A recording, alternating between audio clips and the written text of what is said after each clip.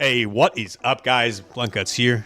This is a Watcher of Realms video. Thank you so much for tuning into my channel. I really appreciate it. I've got DIAOCHAN up on the screen right now. She is the other half of the Valentine's Day couple. We'll be coming to an exclusive banner, limited banner, next week. She will be guaranteed at 200 rare summons.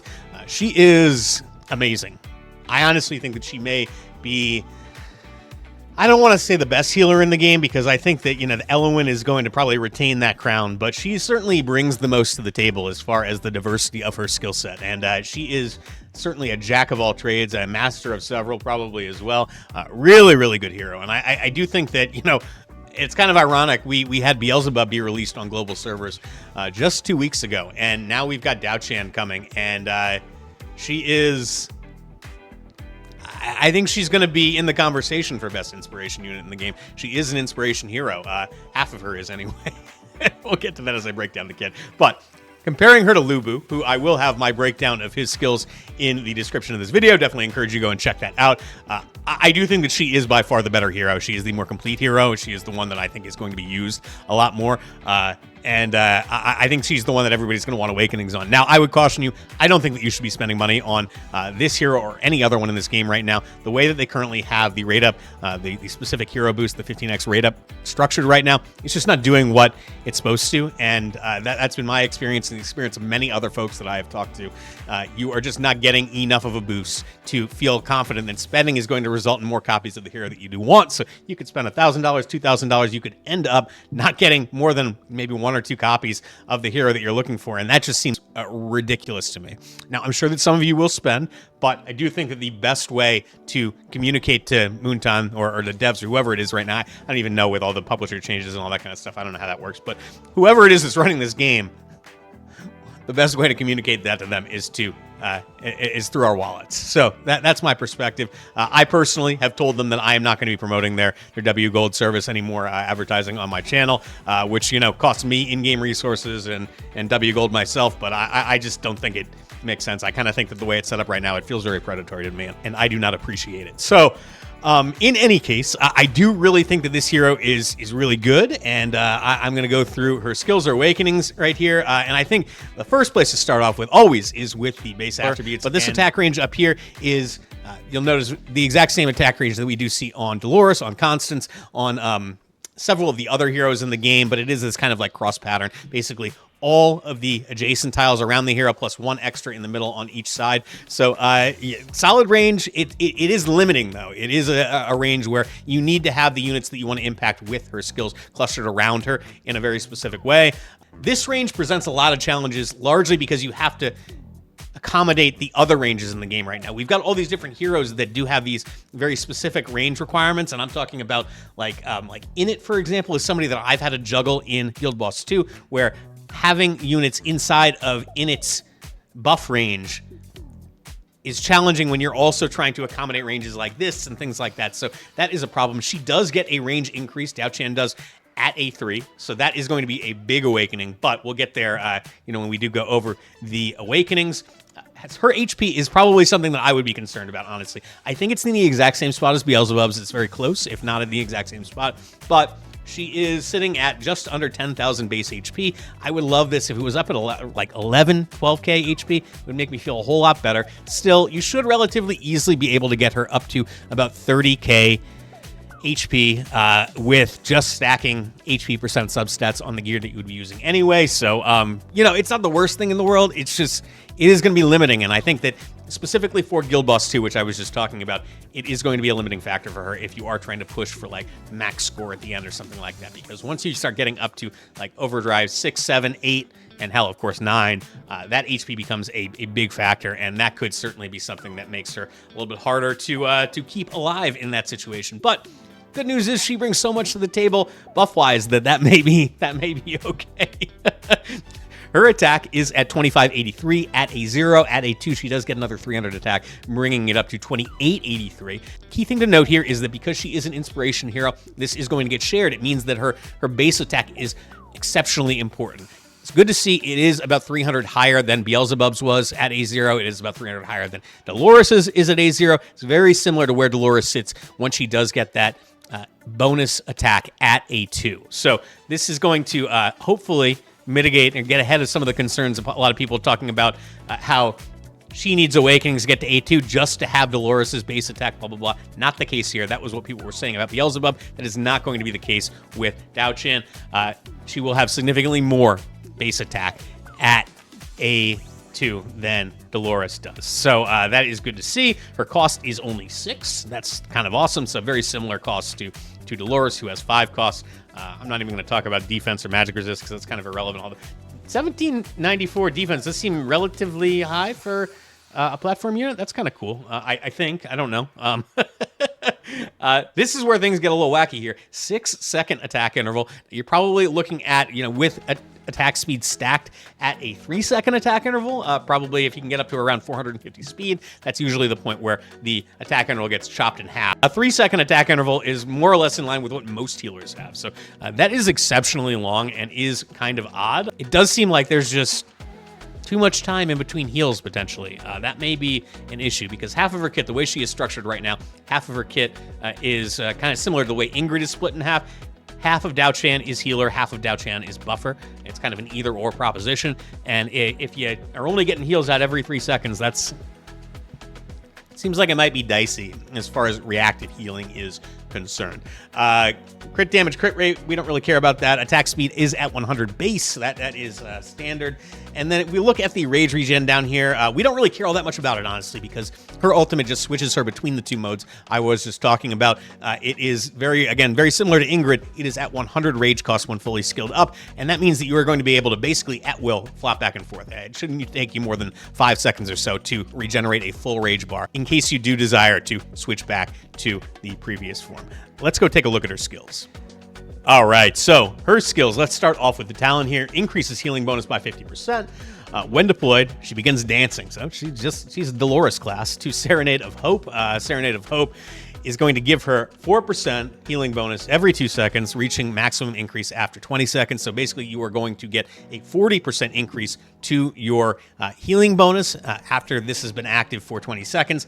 Song of Sorrow is her other state, her buffing state. That increases attack by 2% every 2 seconds, reaching maximum increase again after 20 seconds, which means that you are going to max that out at 20% increased attack, which is awesome. Again, that is going to play a role, of course, in the inspiration that she does provide, which is in that Song of Sorrow state. So important that she is getting that extra attack there. That is not only going to buff her, but also is going to extend to the other allies via her inspiration. So speaking of inspiration, let's look at her basic attack here, that massive 6-second basic attack. So periodically applies attack-based healing 3 times to all allies in range. I mean, that's cool. Maybe because it applies 3 times, that is why the attack speed is so slow.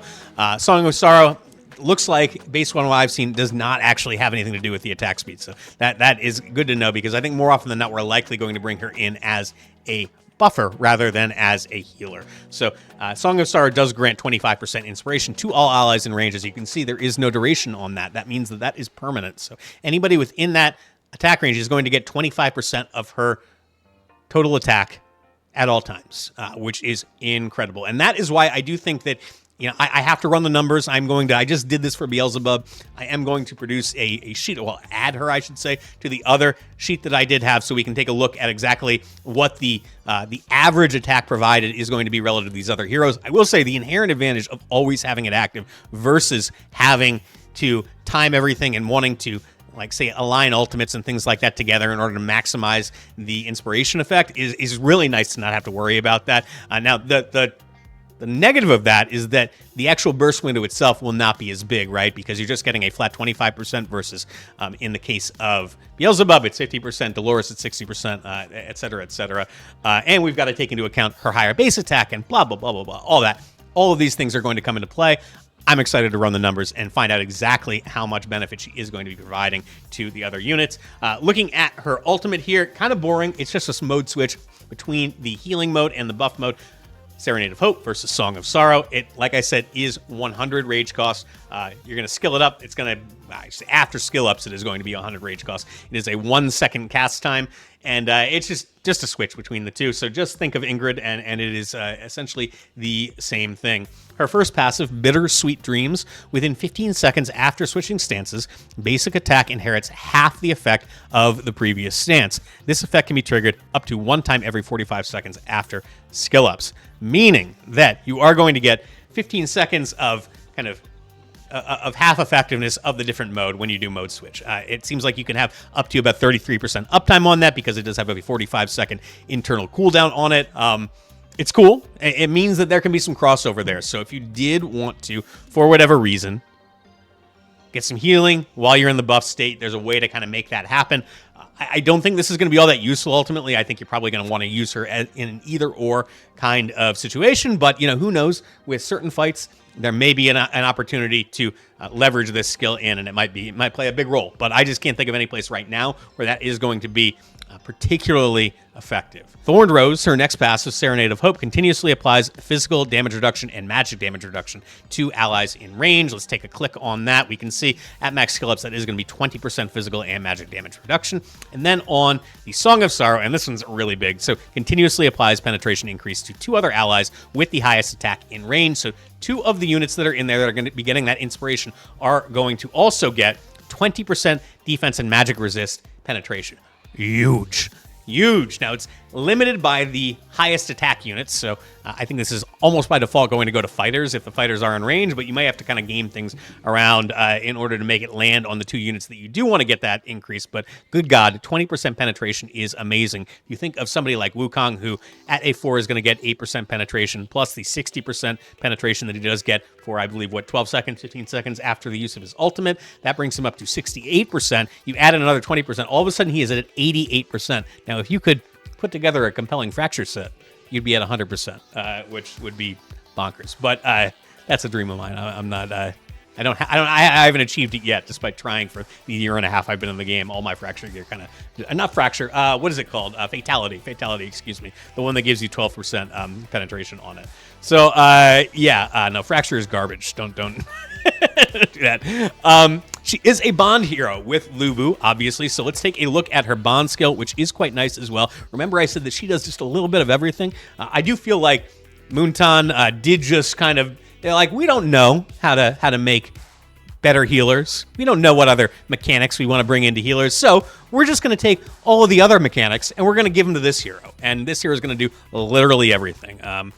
Not rage regen, but just wait until we get the awakenings. So the Bond skill, True Devotion, Pain, a little dark there. Obtain Lubu, the Flying General, in Hero Gallery to unlock the following bonus effect.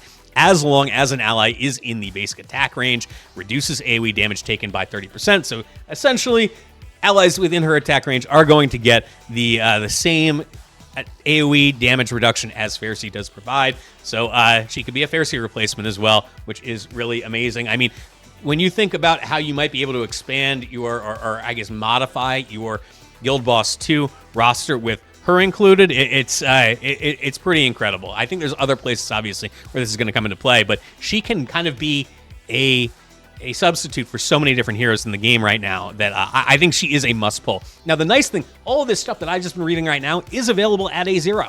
I mean, these are all full skill ups at A0 right now. So let's go look at the Awakenings, which are solid, but I don't think are essential. But we are going to start with the A1. So A1, when switching to Serenade of Hope, heals allies in range for 500%. Good God. When switching to Song of Sorrow, applies rage regen to allies in range. Now remember, the 500%, she has very low base attack, so I think it's probably not going to be quite as big as it does sound like it's going to be.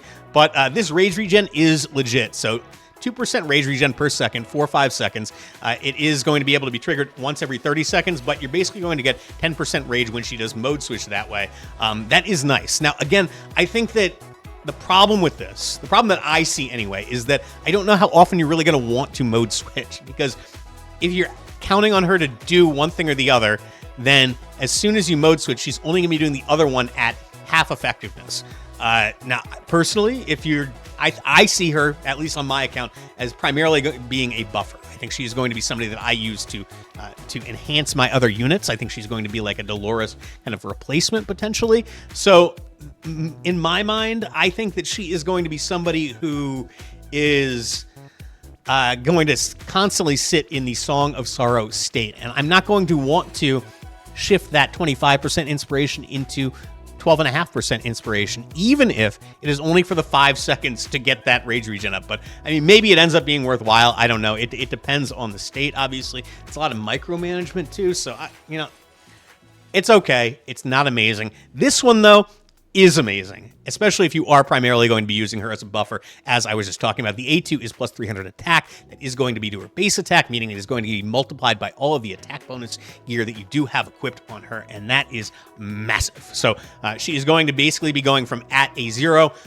Dolores level attack to 300 more attack than Dolores, which is about somewhere in the neighborhood of like a 12% boost to attack. So really, really nice. Really do love that. And I think that, A2 is definitely a worthwhile awakening to get. If you get lucky enough to pull enough copies of her, congratulations. But you probably want to pull one more, because this increase to basic attack range is really, really nice. Let's go take a look at what that's going to look like. All right, so this is the basic attack range. Basically, before A3, this is what her attack range will look like. It is the exact same attack range you do see on Dolores and Constance and a few other heroes as well. And then this is the A3 or higher attack range. So you're getting 8 extra tiles for this. It becomes a massive attack range, and it is a substantial increase and provides you, I think the main benefit here is that you are getting so much more flexibility in your positioning when you are using her, because you are getting basically 2 more tiles on every single side of her where you are going to be able to fit units in and still have them be in range for all the buffs that she does provide. I suppose the healing as well, although I haven't really tested the healing, so I don't know how good that is going to be. But the buffs, I can say unequivocally, because we've seen these same buffs on other units, that they are very, very good. So I'm real excited about that. I think that this is really, this is the awakening that I do think you want to get her to. Not that the subsequent ones are bad, but yeah, A3 is where it is at. Let's go back to the awakenings. All right, so moving on to the A4, all damage reductions plus 8%. So she's going to take 8% less damage across the board. That is very, very nice. Not exciting, but nice.